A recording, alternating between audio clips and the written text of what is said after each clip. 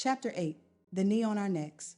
Why is the advancement of people of color so often seen as a threat to the rest of America? It's like white folks are afraid the progress made by black people will erase the 400-year head start they were given. Quality of life is not an either-or thing. If equality is reached by one race, it doesn't detract from any other community. I just want to make that crystal clear. If black communities elevate, we aren't going to use that station in society to suppress others from growing or succeeding. The narrative in this country has given the black community a bad reputation, but we reject being called welfare queens and thugs. Those are labels America branded us with, but that is not who we are at the core. Politicians love to talk about the power of self-reliance when they start their talk about defunding schools and the needy in this country.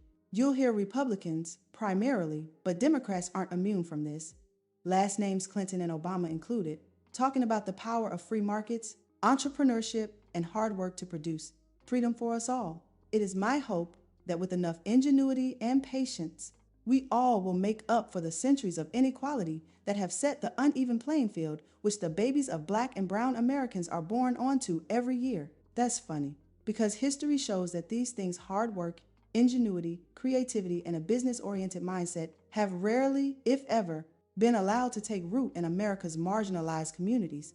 Because whenever black and brown people have become self-aware enough to see the importance of building out our own economic base, supporting ourselves for our own self-interests, and elevating the discussion around our futures, we've mysteriously seen our feet kicked out from under us.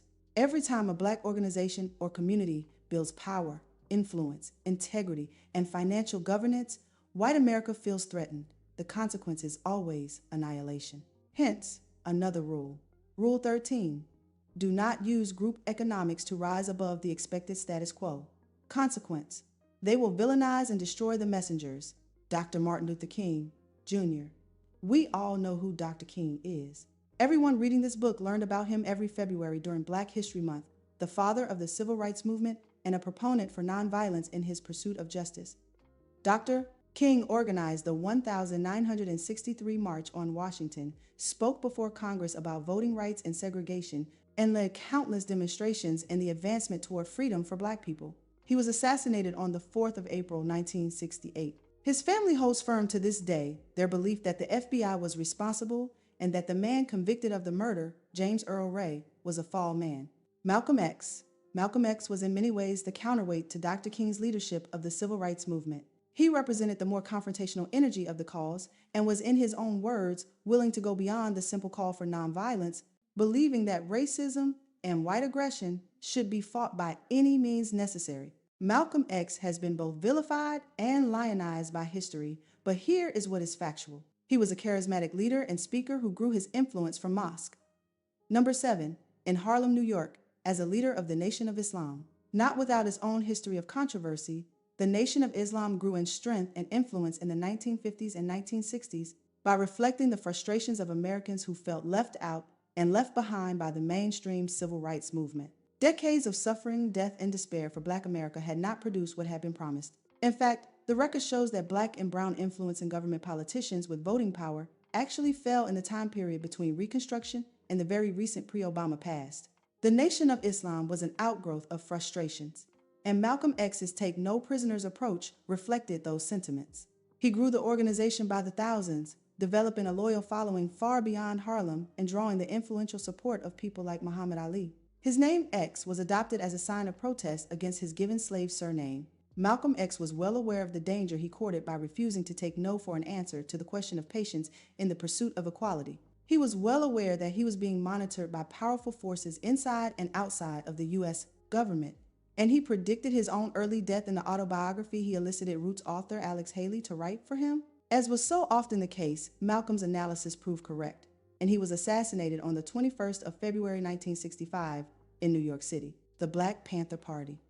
The Black Panther Party was founded in 1966 by Huey P. Newton and Bobby Seale in response to police brutality against the African American community. The Black Panthers developed a 10-point program that they expected its members to follow in order to further the economic advancement and protection of Black people. At its height of success, more than 2,000 members dedicated themselves to the party's goals to achieve equality for Black people. They were deemed a threat to national security and dismantled by the FBI. Now, I'm not saying the party was perfect or that there weren't issues within its organization, because it is public knowledge that there were. Many of these issues were caused by infiltrators sent by the government to seed division. These same issues exist within every political party humankind had ever known, but it was somehow deemed uniquely unacceptable for the Black Panthers. We Americans just watched one of our big two parties support a man who looted our tax dollars for his own private benefit, endangered our own citizens with his negligence around COVID-19, and threatened to destroy the foundations of our democratic systems with conspiracies and violence. Where are the calls to shut that party down as a threat to American values? Other political parties are always given a chance to figure themselves out and allowed to exist. The corruptors are weeded out, but the message of the party lives on. The Black Panther Party, on the other hand, was extinguished entirely because it represented the interests of Black people as it accrued power. Rosewood. Rosewood was a small, prosperous Black community in Florida that was terrorized by white men and burned to the ground in 1923. Black men, everyday business owners, artists, engineers, and entrepreneurs were lynched for daring to prosper outside the lines of white supremacy. Their ears and fingers were cut off as trophies while their bodies swung from trees. Women were kidnapped and raped. Children were forced to watch their parents be slaughtered and then murdered beside them. Government officials had knowledge that terror in any other context, a race riot, was taking place, but they did nothing to stop it. Survivors and descendants of the massacre's victims were given $150,000 in 1994, 71 years after the horrific events took place. 4. It was a form of reparations, although the government wouldn't dare call it that, rarely afforded to injured Americans. Black Wall Street, the Greenwood district of Tulsa, Oklahoma, was the most affluent Black neighborhood of the 20th century. It was a self-sufficient region where Blacks had established wealth and ownership from 1906 until 1921. Railroad tracks separated Blacks and whites, allowing a fully realized Black economy to flourish. Black entrepreneurs and professionals flocked to the region, amassing wealth and independence never seen in this country before or since. It was Black excellence on its own terms. Many Black families lived better than the white folks on the other side of the tracks, making the community a target of simmering animosity.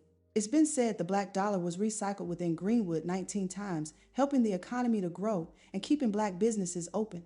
The neighborhood had its own bank, post office, nightclubs, theaters, and doctor's offices. It even had its own Black newspaper. It was the mecca of Black wealth during a time of racial divide in this country. It was a place where Black people could shake the history of slavery and begin to change the trajectory for future generations. Wealth, Black wealth, was built there, earning the district the nickname Black Wall Street. In a racially divided and violent period in America, Greenwood's white neighbors felt that Black people had no business obtaining that type of luxury and wealth. This should sound familiar.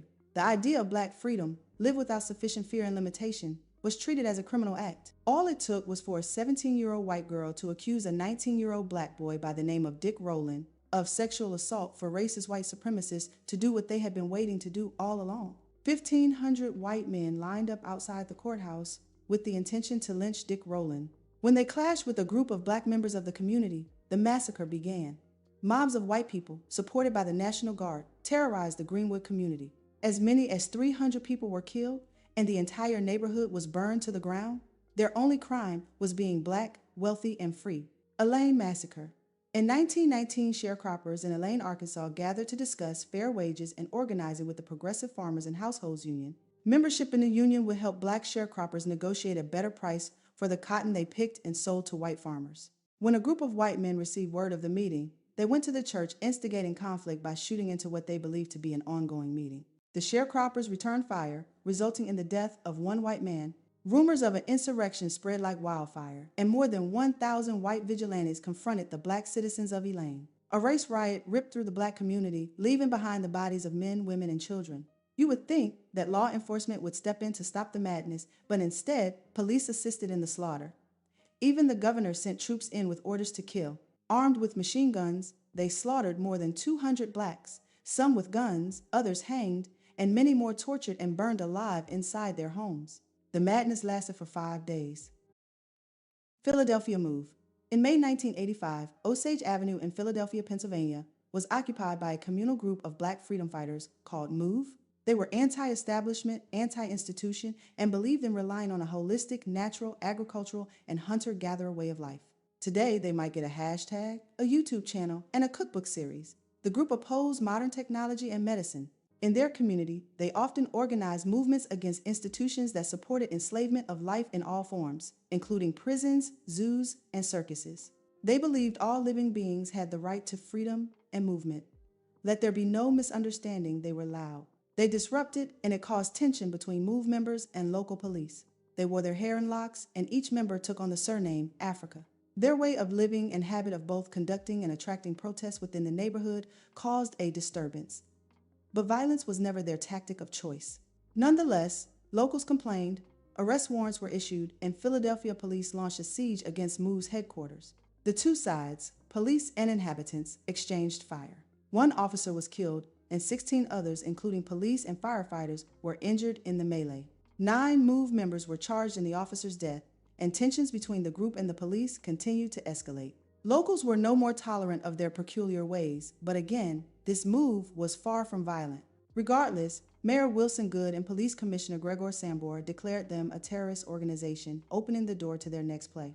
In May 1985, Philadelphia police launched another attack on MOVE's compound, now with almost 500 officers. A gunfight broke out, and Philadelphia bombed the MOVE compound as a tactic to force its members out. The resulting fire spread to 61 homes and claimed 11 lives of members of the organization, 5 of them children. When given the opportunity to contain the fire, police officials made the decision to let it burn, to eradicate the problem for good. The area has never recovered.